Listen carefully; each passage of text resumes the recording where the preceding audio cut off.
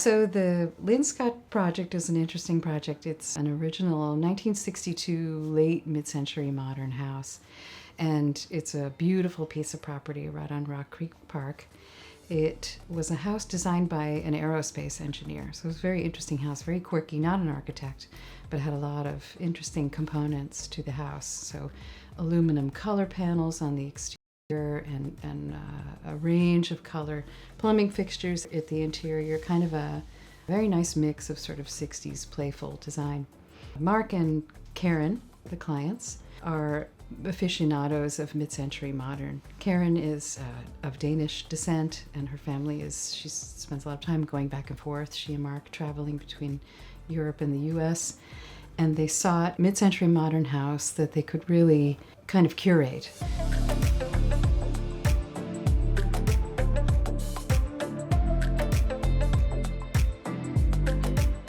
And so they purchased this piece of property, and it was a beautiful piece of property in a beautiful location, a very interesting house with a story, but at the same time it was a house that had several challenges that needed to be overcome. And those challenges included things like weakened foundation system and mold, and most of the cabinetry and the baths and the kitchens were all original to the house. In addition to the house needing significant renovation, it also needed to be reconciled with the way that they choose to live today. So, meaning that in some ways, mid-century modern design kind of spoke to a different cultural time where the kitchen was very closed off. You know, there were gender divisions between who was doing what in the house, and those divisions don't exist anymore.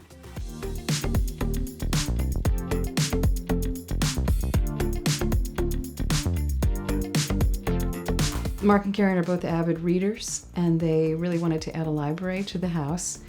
And there were pretty severe zoning restrictions on how, the lot could be used. The only opportunity really to add on to the house was at the rear of the house, and there was a specific angle associated with that setback. And so we really sort of began to play with that setback and how we could create what Mark and Karen affectionately referred to as the Treehouse. So they really saw this library as an opportunity to create a room that was small enough that it was essentially all reclining surface, soft pillows, a large, sort of couch, sofa bed that they could lay on that would be flooded with light. And so that sort of marked the beginning of the exploration for that. At the same time, they had goals to create a sustainable design, and they enlisted the help of George Washington University students and a professor of sustainable design at the university. And the students did a study to evaluate opportunities for sustainable design at the house. So they were approaching it from an academic point of view, and at the same time, I was approaching it as a lead AP architect. I have a specialty in green design, sustainable design. So I was looking at it from a practical point of view, from a product point of view, while the students were looking at it kind of at a high level, carbon footprint level. Ultimately, cycling through the various aspects, the possibilities, determined that there were too many trees around to explore solar panels. There were some limitations on that. We looked at gray water recycling. We looked at wind possibility for renewable energy on site. Mark and Karen, through a process of elimination, we determined that geothermal heating and cooling would be the most effective thing that they could do to reduce their overall carbon footprint.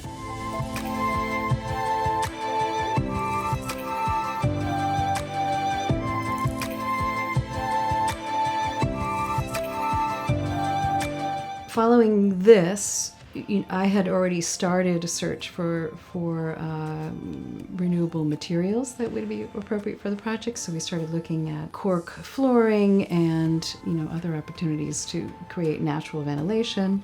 I knew that we would be stripping the exterior and applying a retrofitted smart wall to the exterior enclosure of the home. That means continuous insulation over the outside of the wood framing to really create a high R value. So the R value or insulation value of the exterior walls is an R30, so it's quite a high number.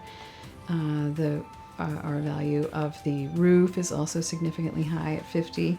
And so although the house is not specifically qualifying as a passive house design, it employs many of the techniques of a passive house. It was really satisfying for Mark and Karen because that was their objective. And in fact, the students, this was a semester-long project, which the project culminated in a presentation showing what was ultimately done at the house. FineCraft was a really great partner in this because I knew from the start in speaking, Alexis was the lead for FineCraft, and I knew that in speaking with him, he was having a very strong interest in the details and going over with me what was the best way to wrap a new enclosure around an existing house, to create a lot of the custom cabinetry that we would at the interior, specifically in the spaces like this Treehouse library, and also the cypress cladding. We had a mill in North Carolina, specifically mill cypress cladding, and ship the cladding to the site. It was a really beautiful opportunity. And although there are probably materials that would be less maintenance and longer lasting, Mark and Karen, with my guidance, really made the commitment to materials that would allow for breathing, that would be natural materials that would potentially decay after we're long gone, so that we're not creating something that is plastic that will be here through all of time. And that extends right down to the insulation at the interior of the wall, which is a wool insulation as opposed to a fiberglass material, which is at the same time toxic for those that are doing the installation.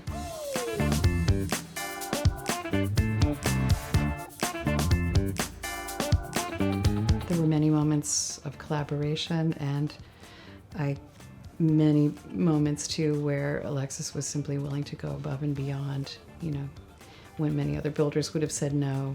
It's a really satisfying project to see built, and Mark and Karen are really enjoying the many aspects that we really collaborated on. There's a white oak paneling and white oak flooring throughout, and there's a wonderful floating stair in the central hallway, and that stair takes you from the dominant space upstairs to the downstairs space. There is a Norwegian gas stove in the master bedroom, very warm and inviting space flooded with light. The way the light moves around the house we really captured this in the windows and their orientation. More than anything else, adding glass to the front of the house and the exterior of the glass has allowed the house to have a sort of transparency through to the Rock Creek Park at the back. Wall at the living room, the glass doors, they slide open, and you get this kind of through sense of the living room, which segues right out into the screened-in porch area.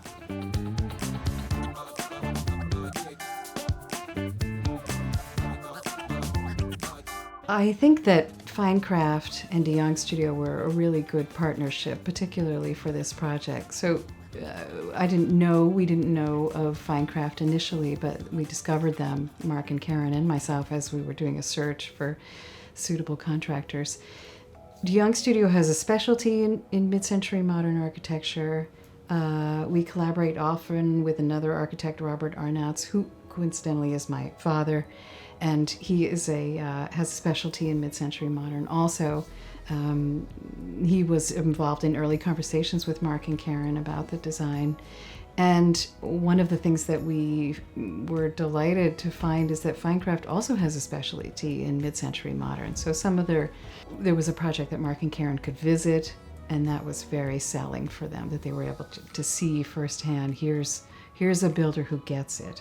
So there's a lot that goes into mid-century modern work, and whereas a lot of contractors always say that drywall is kind of a forgiving product. You really can cover a lot of sins with drywall. In mid-century modern work, there's a lot of woodwork, there's a lot of trim, there's a lot of alignments, and there's really not a lot of room for fudging. And so seeing that FineCraft was capable of doing this kind of work was very reassuring for me, and I knew that we would have a good relationship, and we really did. So I think Mark and Karen are surprisingly even more delighted with the house than they thought that they would be. They've said to me several times that they They knew what it would be like, that I had created 3D models that really showed so well exactly what they could expect out of the house and out of the design.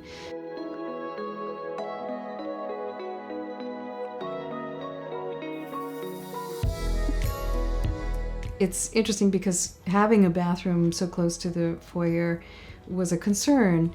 So at the same time, we took the design approach that this is something that will be seen, and so we are going to play with it and use a wonderful material that, sort of wall tile in the way that was done in the 1960s.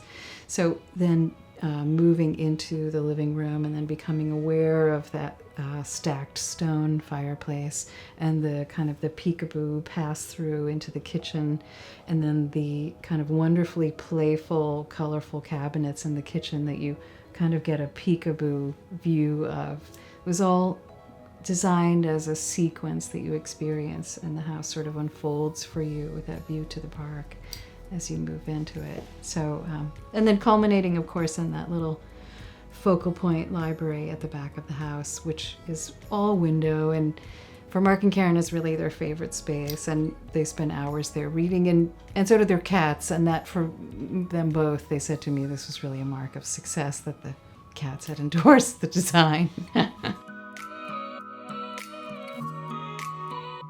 All told, it was a really wonderful project. It was a joy for me to work on, and I really enjoyed working with FineCraft, and of course Mark and Karen are just wonderful clients.